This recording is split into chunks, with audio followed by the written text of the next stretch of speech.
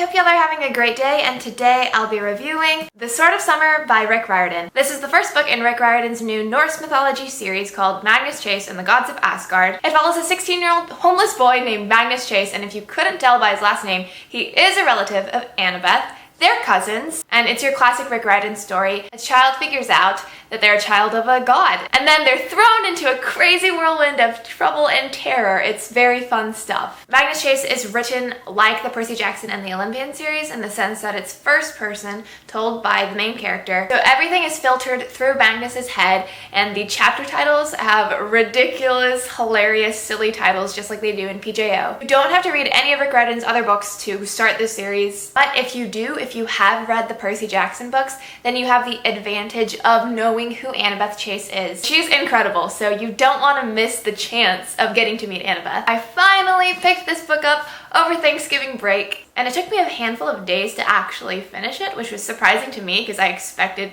to just fly through it in 1-2 days tops. But it actually took me a while to get into the story. Actually, at first, I just really wasn't sure if I was going to like it. I wasn't feeling it very much. It felt too formulaic for me, and I didn't exactly connect with Magnus's voice right away. Magnus's voice was strange for me. It was similar to Percy's in the sense that it was lighthearted and filled with humor and a little dumb. But for Percy, everything clicked for me, and with Magnus, it didn't exactly. I don't know, I guess I just felt like it was a little out of place. After all, Magnus is 16 years old, so you know, he's pretty old. He's old enough to be the protagonist of a young adult series, but he still had a pretty childish voice, so that was a little jarring. And also, he's been homeless for a while, so I feel like he should have been grittier. I think he should have had more bitterness in him. I expected him to be a darker character than he ended up being, because Magnus was really just all sunshine. He's so silly and he's so fun, and also he's just so kind and caring. I don't remember the exact point in the book where I became fully invested in the story, but it happened eventually. I warmed up to all the characters and I just let myself go along for the crazy ride. I really enjoy the cast of characters. Magnus is a lot of fun and his heart is in a really good place. There's Sam, who's his Valkyrie. I don't know if I'm pronouncing that right, by the way. And she is one of Rick's examples of diversity in his books. Sam is Muslim, which is cool in the sense that that's definitely not something that we see often in young adult literature, but it also kind of threw me off because she works with mythological gods, right? So I'm confused as to where the boundaries are drawn between her actual spirituality, like what she personally believes in as a Muslim, but also what she's involved with when she's working with these gods who are clearly real in her world. I remember Rick said something about this on Twitter when someone had brought it up, but at that point I hadn't read the book, so I kind of just glanced over it. But I'm really wishing that I had actually read what he had said because I'm very confused. But anyway, moving on to the other characters, I loved Blitz and Hearthstone. I loved them. They were so, so adorable. For people who haven't read the book, Blitz and Hearthstone are some of Magnus's friends, almost caretakers, and they just help Magnus a lot in the book. And as usual, I thought Rick Riordan did a fantastic job of incorporating mythology into a fun, adventurous story. I knew nothing about Norse mythology before going into this book, and I literally mean like nothing. Like at all. I didn't even watch the Thor movies. I mean, like, I knew Thor was a Norse god and that he wielded a hammer, but that was it. I was so clueless. So I was kind of worried that I wouldn't be able to appreciate or enjoy this book as much. But Uncle Rick easily weaves in the mythology through the dialogue of other characters so that you learn what you're missing out on. The plot was so action-packed. There was never a dull moment once you got past like the first 100 pages or so. By the way, I see these sunspots. They're in such an unfortunate position. Like, ew, what the heck? I just moved the camera a little bit. Hopefully this is better. But anyway, back to the book. But anyway, as I was saying, once you're into the story, I think you're really into the story. Like, it's extremely captivating. Personally, I did not want to put the book down. It was just so much fun. I love Rick Riordan. I love him. I love his work, but I will admit that his books are pretty formulaic. He's found what works for him and what obviously works for a lot of readers, and he's stuck to it. First off, you have your male protagonist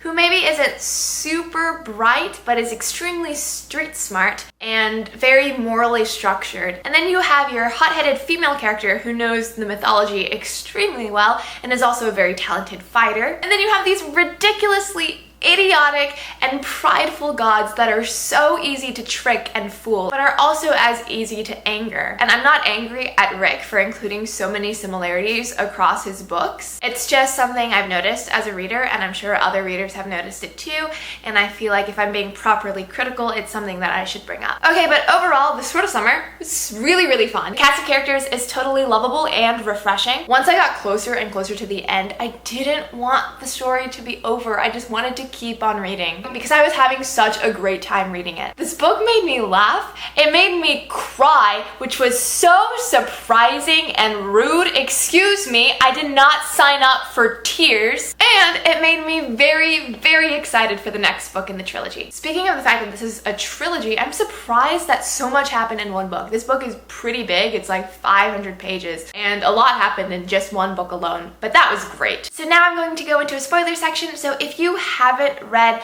The Sword of Summer and you don't want to be spoiled, I would advise leaving like in 3, 2, 1, like now. Just bye. I don't want to spoil you. Okay, goodbye. All right, let's discuss some spoilery things. I'm just curious, y'all. Do you think Sam is going to be Magnus Chase's love interest? I feel like she's the most logical love interest to have if there is going to be some kind of romantic subplot throughout the series, which in Riordan's books there normally is. Like, it makes sense to me because she's basically the equivalent to Annabeth, right?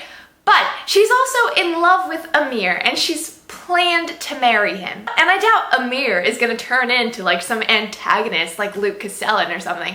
So how's this going to work? I don't know. I'm not saying that Magnus Chase needs a love interest or anything. I remember seeing one of Rick's tweets that said he purposefully excluded a romantic subplot in this particular book. And I don't know if that meant like he's not gonna have one in the entire series, or if it's just because he wants to introduce it later. To me, it sounded like it was gonna come up in the next book, but I don't know. I don't think having a romantic plotline would make this series better or worse. I'm just curious. Okay, speaking of romantic subplots though, was I the only one who shipped Blitzen and Hearthstone? Like, honestly, I shipped it like FedEx. Maybe they're just a good bro TP, you know? That would be okay too. But if they were to be something more, I would be all for that. Rick, you should probably make that happen, please. At the end of the book, they both get what they want, you know? Like, Blitzen gets to open up a haberdashery and Hearthstone gets to practice and learn more about magic and runes. So does that mean that they're not going to be at Magnus's side anymore for the future books? Because I'm gonna miss them. I like them a lot. I like them a lot more than I like Magnus's hallmates. But that's not necessarily because I don't like Magnus's hallmates. I just don't think I've been able to spend enough time with them. So I didn't have time to warm up to those kids yet. Hi, sorry to awkwardly interject like this, but this is post-recording Sophia. I'm editing this video and I realized that I didn't mention why I cried. I don't know how I forgot to mention this because it was such a big deal to me.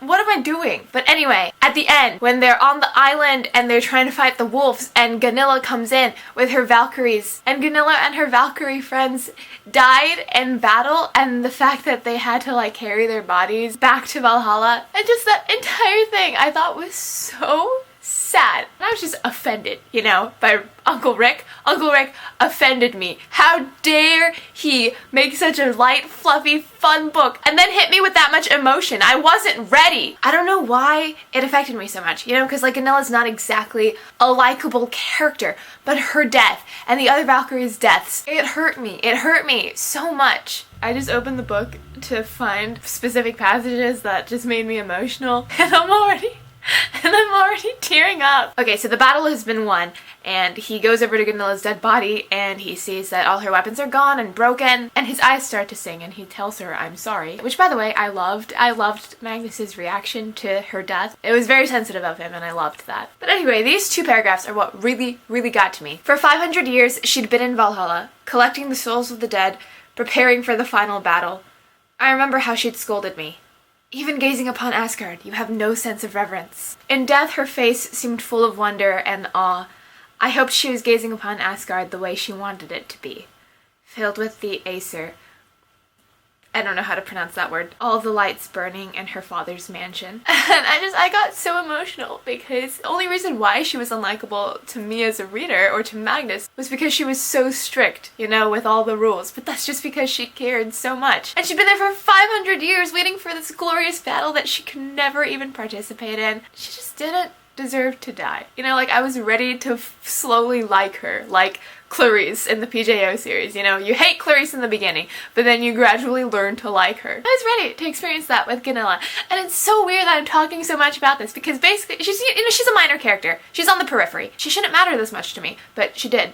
And her death made me cry so much. I'm always so emotional. I'm sorry, future editing Sophia, for giving you another 7 minutes to cut down on. Have fun with the rest of the video. Goodbye. Going back to Sam, at the end of the book, Sam chose to do that secret, dangerous bidding of Odin, choosing that over being the Valkyrie captain. And a part of me is like, wow, Sam, you go. Way to go. Climbing up that ladder, gaining importance, serving the All-Father. But the other part of me is like, girl, what about your calculus homework? What about college? What are you gonna do in senior year when you have to be working on your college applications, but you're too busy risking your life all the time? It's not like you can put that as an extracurricular for your Common App, you know? Extracurricular number 1. Odin, the mythological Norse Allfather, yeah, that big guy, I was his right-hand man.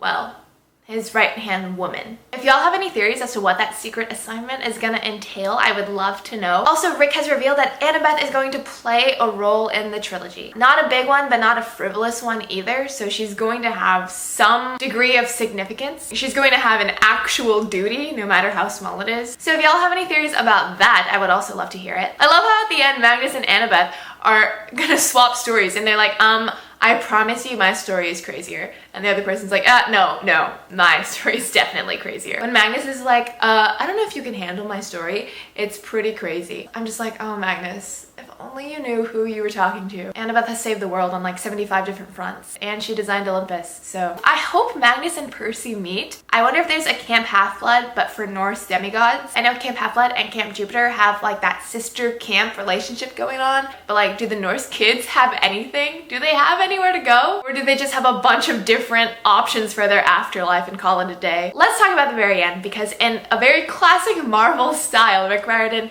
inserted a little snippet at the end of the credits, just at the end of the book, that's gonna affect the later plot. We learn that Randolph is working with Loki. Interesting.